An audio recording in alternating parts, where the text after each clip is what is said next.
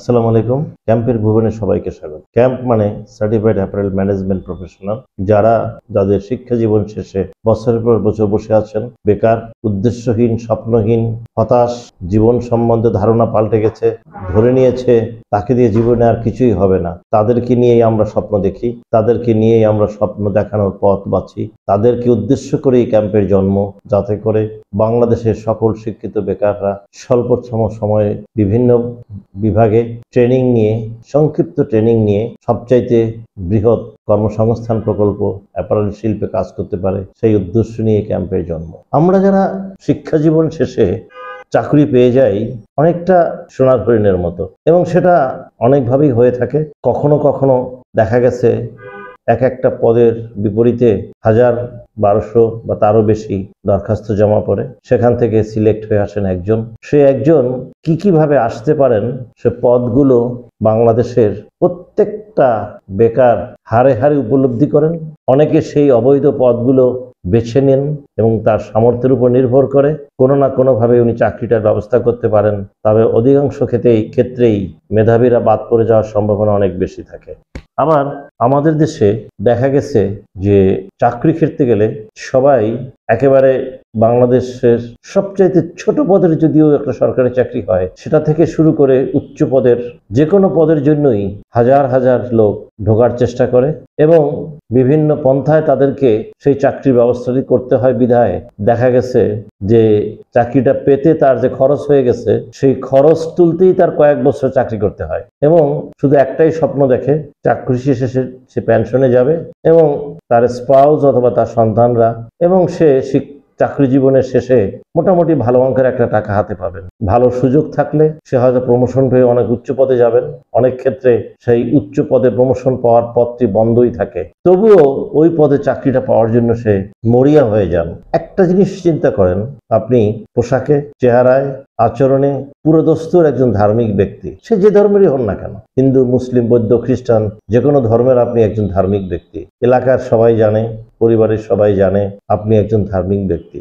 আপনি যদি আপনার উপার্জিত অর্থে আপনার পরিবারের ব্যয়ভার বহন করতে না পারেন, আর পরিবারের বোঝা বইতে গিয়ে যদি আপনাকে অবৈধভাবে পয়সা ইনকাম করতে হয়, সিদ্ধান্ত আপনার, আপনি বৈধভাবে থাকবেন না অবৈধভাবে চলবেন। তবে বাংলাদেশের 2-1টা সেক্টর থাকা ছাড়া প্রায় সবগুলো সেক্টরেই বরাদ্দকৃত মাসিক যে বেতন পাওয়া যায় তা দিয়ে জীবিকা নির্বাহ করা প্রায় অসম্ভব বললেও ভুল হবে, একেবারেই অসম্ভব। বাংলাদেশের একটা কিন্ডারগার্টেন স্কুল, যেখানে প্লে নার্সারি থেকে শুরু হয়, অথবা ভালো মানের বাংলা মিডিয়াম বা ইংলিশ ভার্সন স্কুল, সেখানে মাসিক বেতন কত? এরপরে ও লেভেল, এ লেভেল করার জন্য একজন ছাত্রছাত্রীর পিছনে কত টাকা খরচ করতে হয় বাবা মাকে, এবং সবশেষে বিশ্ববিদ্যালয় জীবনে যদি পাবলিক বিশ্ববিদ্যালয়ে চান্স না পেন তাহলে কত লক্ষ টাকা খরচ করতে হয়। বেতনের কত অংশ দিয়ে শহরে একটা বাড়ি ভাড়া করা যায়? আমার তো মনে হয় এই ঢাকা শহরে অনেকেই যে বরাদ্দকৃত বেতন পান তার চাইতে অনেক বেশি টাকা বাড়ি ভাড়া দিয়েই থাকেন। কিভাবে? প্রশ্ন আমার করার দরকার নেই, আপনি নিজে প্রশ্ন করুন। আপনি যে অর্জন করছেন সে অর্জনটা কতটা বৈধ? আপনি যদি অবৈধ পথে অথবা হারামে উপার্জিত অর্থে আপনার পরিবারের ভরণ পোষণ করেন এবং আপনার পরিবারের সবাইকে আপনি হারাম খাইতে বাধ্য করছেন, পরিবারের সবাই জানে আপনি হারাম ভাবে অবৈধ অর্থে উপার্জিত অর্থে আপনি আপনার পরিবারের ভরণ পোষণ করছেন, আপনি আশা করছেন আপনার ভবিষ্যৎ বংশধর আর এ পথে পা বাড়াবেন না অথবা আরো বেশি ভালো কিছু ইনকাম করবেন। আসলে প্রকৃতি কিন্তু কাউকে ছেড়ে দেন না। প্রকৃতি অবশ্যই আপনার এই অবৈধ পন্থার প্রতিদান আপনাকে দিবেন। যে পথে আপনি গেছেন ঠিক সেই পথেই আপনার পরবর্তী বংশধর সেই অবৈধ পথেই পা বাড়াবেন। সিদ্ধান্ত আপনার নেওয়া উচিত। বাংলাদেশে এখনো অনেকগুলো সেক্টর আছে। সবচেয়ে বেশি যে সেক্টরে লোকজন চাকরি করে সেটা হলো অ্যাপারেল সেক্টর। এই অ্যাপারেল সেক্টরে প্রায় 1 কোটি লোক কাজ করে। তাদের ভিতরে 60 থেকে 70 লক্ষ লোক সরাসরি এবং আরো 30-40 লক্ষ লোক এর সহযোগী প্রতিষ্ঠান, মানে এই পোশাক শিল্পের কাঁচামাল উৎপাদনকারী, পরিবহনকারী, ব্যাংক, বিমা, হাসপাতাল, এমনকি কৃষকরা যে ফসল উৎপাদন করে থাকে, এই সেক্টরের যারা চাকরি করেন তাদের পরিবারের ভরণ পোষণের জন্যই তারা এই উৎপাদিত পণ্য বাজারে নিয়ে আসেন। এই উৎপাদিত পণ্য কেনার মতো ক্ষমতা যদি এই সেক্টরে যারা কাজ করেন তাদের না থাকতো, তাহলে উৎপাদিত পণ্যের আমার তো মনে হয় বাংলাদেশে অর্ধেক বা তারও বেশি পণ্য কেনার মতো সামর্থ্য এদেশের মানুষের থাকতো না, বিধায় উৎপন্নকারীরা নিঃস্ব হয়ে যেতেন। যেমন ধরেন, খুব সহজেই ধরেন, সবশেষ যে বেতন স্কেল ধার্য করা হয়েছে সেখানে গার্মেন্টসের জন্য 5টা গ্রেড করা হয়েছে। মূলত এরা কর্মচারী লেভেলের সর্বনিম্ন যে স্কেলটা করা হয়েছে সেটা হলো 12,500 টাকা। এই 12,500 টাকা তার টেক ওয়ে হোম স্যালারি হবে প্রায় 20,000 টাকার মতো। আমি আমার অন্য একটা ভিডিওতে বিশদভাবে বলেছি। এই 12,500 টাকার সাথে সে 3 থেকে 4,000 টাকা ওভারটাইম পাবেন। এই 12,500 টাকার সাথে সে 2 থেকে 3,000 টাকা তার ঈদ বোনাসের 12 ভাগের 1 ভাগ পাবেন। 1,000 থেকে 1,500 টাকা সে অ্যাটেন্ডেন্স বোনাস পাবেন, মিনিমাম 500 টাকা। সবকিছু মিলিয়ে একজন শ্রমিক, এই তৈরি পোশাক শিল্পের একজন শ্রমিক, একেবারে শিক্ষানবিশ নতুন হেল্পার আজকে জয়েন করেছে, তার বেতন হলো মূল বেতন 12,500 টাকা, টেক ওয়ে স্যালারি প্রায় 20,000 টাকা। এই হেল্পার এবং অপারেটর লেভেলের লোকেরা আসলে 20,000 থেকে 40,000 টাকা পর্যন্ত আয় করে থাকে। যারা একটু কাজ বা মেশিন চালাতে পারে, সিনিয়র অপারেটর, তারা কখনো কখনো তাদের মাসিক আয়ের পরিমাণ এই 40,000 টাকা ছাড়িয়ে 50-60,000 টাকায় পৌঁছে যায়। এরপরের যে স্কেলটা, তারা কর্মচারী লেভেলের না, তারা কর্মকর্তা লেভেলের, যেমন quality inspector, quality controller, supervisor, line chief, এদের প্রত্যেকের স্যালারি 30,000 টাকা থেকে 60,000 টাকা। কখনো কখনো লাইন চিফদের বেতন 70-80,000 টাকা বা 1 লাখ টাকা পর্যন্ত হয়ে থাকে। আবার এরপরের স্টেপে যারা থাকেন তারা হলেন assistant manager, junior manager, deputy manager, AGM, DGM.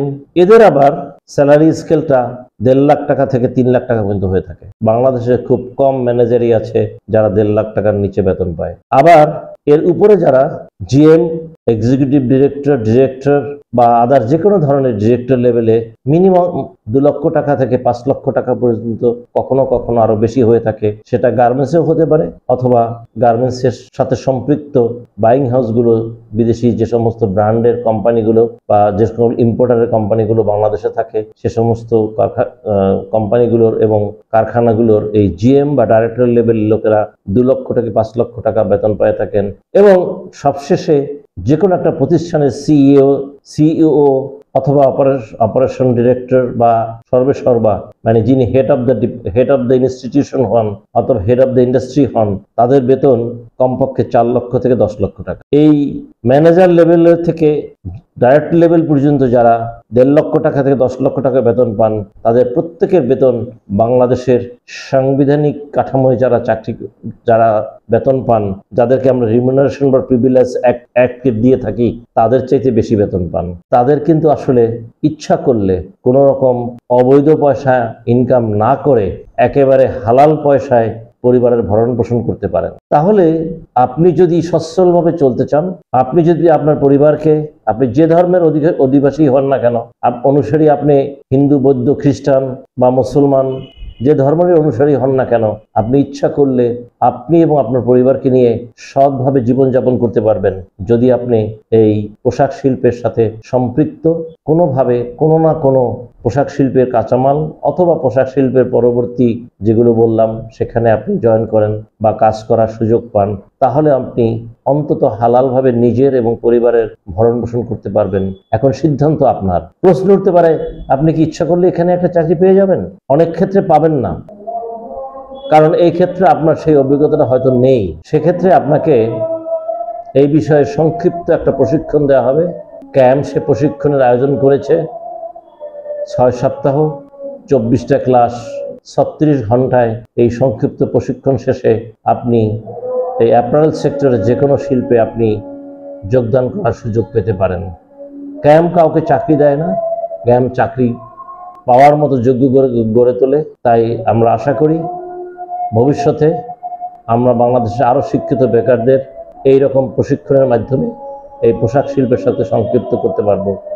ধন্যবাদ সবাইকে।